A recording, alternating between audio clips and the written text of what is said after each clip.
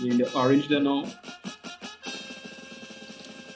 Welcome back to another episode of the Top of Off Cricket Podcast. I am your host, Kevin Henry, and as usual, with me, I got my by them, Sam and Walter, and we talking everything West Indies cricket.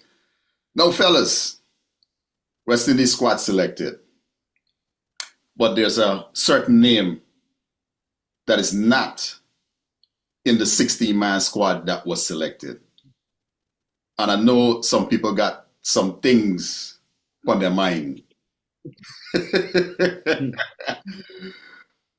Me included, because I'm annoyed, I'm pissed off that my boy Kemar Roach is not there. Sammy, I know it didn't meet your fancy. Tell me what up on your mind. Tell me what up on your mind. Okay, so for the last 6 weeks, I think every time the conversation turns to Test cricket, Kemar Roach comes up. Definitely when we were naming our different 11s or what have you. For me, I really thought that Kemar Roach picked up an injury in England because the information I have, and this hasn't been corroborated by Cricket West Indies or anything, this is just what I picked up. He would have been contracted to play for Surrey 4 matches, county cricket. He only played 2 of those matches. The last 2 matches, which he should have played, no information. So naturally in my mind, my thought was, maybe he picked up an injury or something of the sort. Yes? Fast forward to West Indies naming its 16-man squad. No Kemar Roach. From what I would have heard, kudos to Cricket West Indies. Apparently, they picked up the phone. They called Kemar Roach to say, look, we're not going to include you in this squad. And I would want to assume that this was done some days before, the squad was leaked, because we all know that these things are leaked prior to them being made official, right? On that point about leaking information and so on, Cricket West Indies failed us again by not having a proper press conference. But you know what I think they did? Yesterday, putting out the squad yesterday was deliberate, in my view, because Chris Derring and Miles Bascom were on the best show in the Caribbean, the best cricket show in the Caribbean, or on West Indies cricket, Mason and Guest. So maybe the timing of the official statement regarding the squad was done prior to Mason and Guest, because probably Andrew Mason would have leaked it yesterday if they hadn't gone on, right? and if they hadn't officially put it out, he probably would have leaked it, right? So that was their substitute for a press conference, but it's not enough. And by the way, Andrew Mason doesn't mince words. He laid into them and said, look, y'all need to get y'all act together and have a proper press conference, right? But the other thing to note is that Kemar Roach was under contract, or I should say is under contract. But the contract is not a straightforward player's contract, as I understand it. It's a player/mentor type of thing. And I find that to be important because guess what?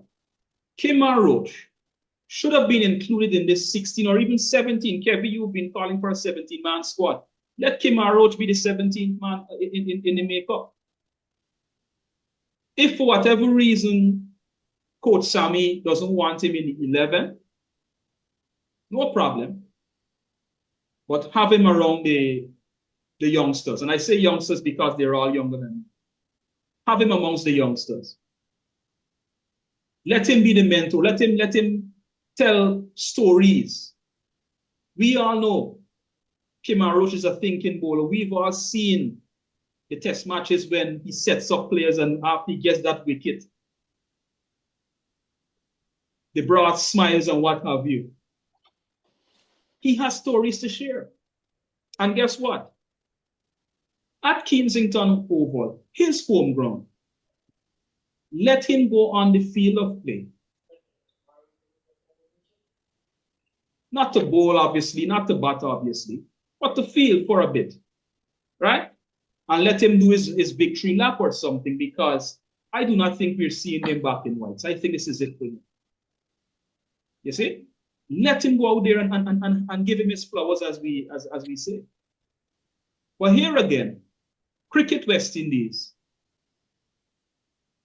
fails to properly celebrate its players. No one is saying that, oh, put him in the 11 just because you want to give him a final match. I'm not going to argue for that. But give the man a proper send-off at Kensington Oval. Bring me a Motley and even. I should give him a medal or something. Do something proper. Show your players that you care. Sometimes I don't understand what goes through the minds of our administrators. It's like some very basic things we don't do in this region. And then we wonder why we remain underdeveloped. Oh, it's the white man's fault. Okay, I stop. Over to you guys.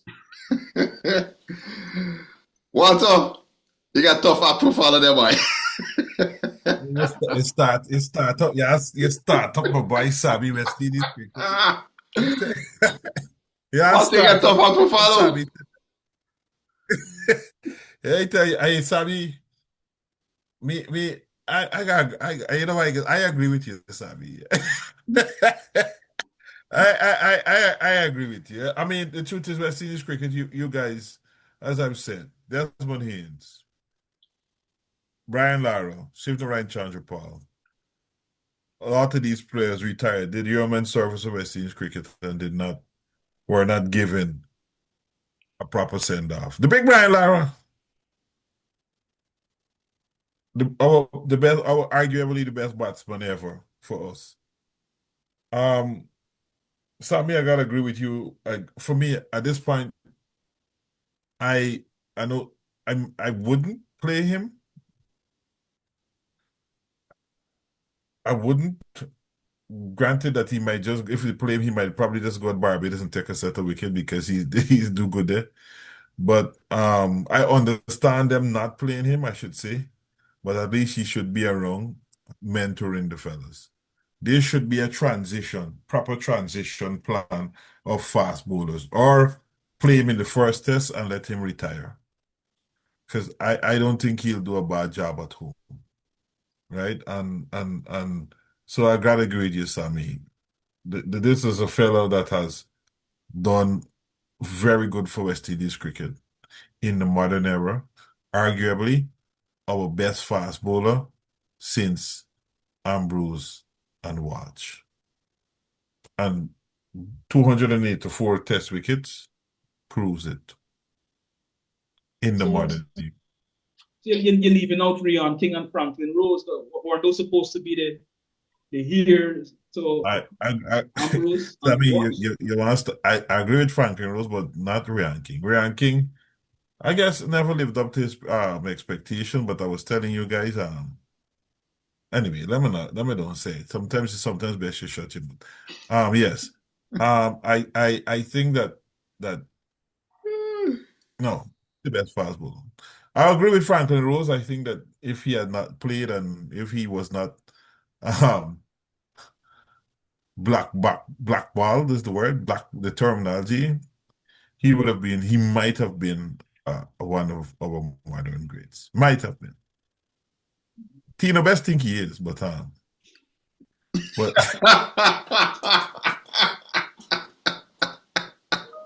I gotta get... What was it? Mind the windows. Mind the windows, Tino.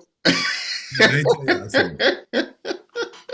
me tell you something. If they tell me that I got to survive 6 test balls, that I got to choose 2 fast bowlers who play test cricket from all the cricketing nations, And I know I could survive.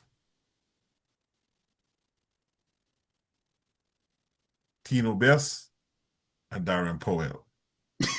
Because I know they're bowling the ball up and stop.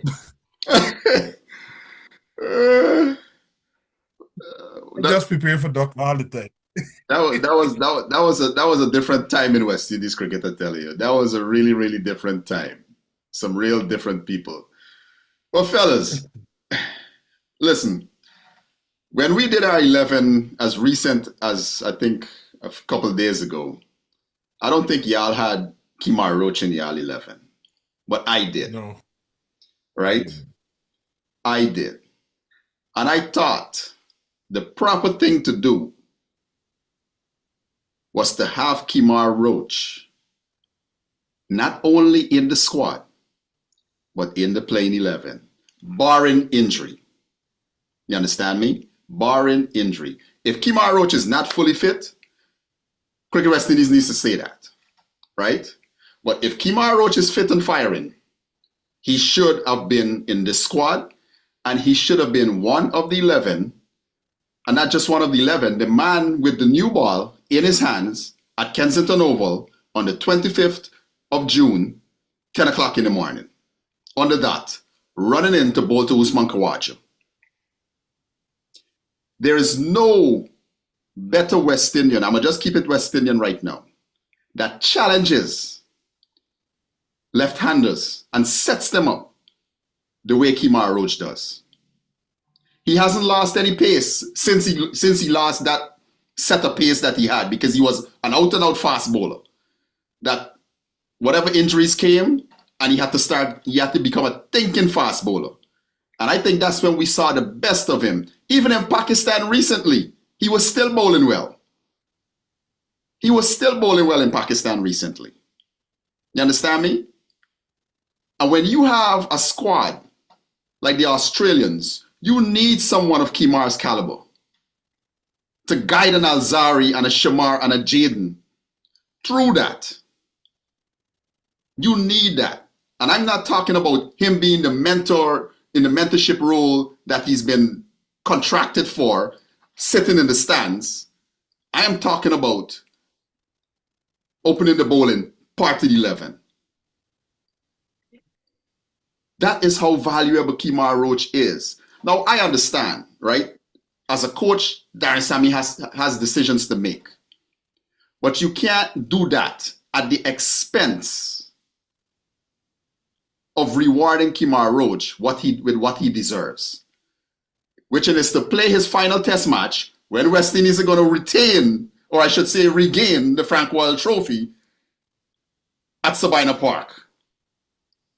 I say it here first. We say it first. We say it first, right? Anyways, I believe he should have been afforded that. And the conversation should have been along the lines of, Kemar, this is your last series. You're not going to go to India. This is your last series. Make the best of it. We're going to do everything to celebrate you so you can go on about your business. But once again, we've missed the chance, like we did with Shivnarine Chandapal back in 2015, like we did with Brian Lara, like we did with Desmond Haynes and a few others. We have got to be careful. And I was saying to someone yesterday, I said, Darren Sammy has got to be careful of the legacy that he's building, because you can't tell me, because if one of their excuses is, okay, Kemar is of whatever age, right? And he's older now. So why is Andre Russell in England? Or why was he in England? Andre Russell this is the most unfit I've ever seen Andre Russell. Bouncing around in the field, misfeeling balls, looking terrible. And I make no excuses when I say that. It was a sad sight watching Andre Russell in the field a couple of days ago. So if you can find a space for Andre Russell, and even in Kemar's old age, Kemar is one of the finest fielders West Indies got right now. Seeing Kemar diving around the place in Pakistan, taking catches, it warmed my heart. So you can tell me you can reward Kemar with his final series to go out in a proper way, begin his final lap at Kensington Oval? Nah, man, we've got to do better than that. On that note, Kevin, here's another option. Just before we wrap this up, look, flexibility is something we should aim for in life, right? Yeah. Be flexible. Now, once you name a squad for the Bridgetown test, there is nothing which says after the Bridgetown test, you name another squad.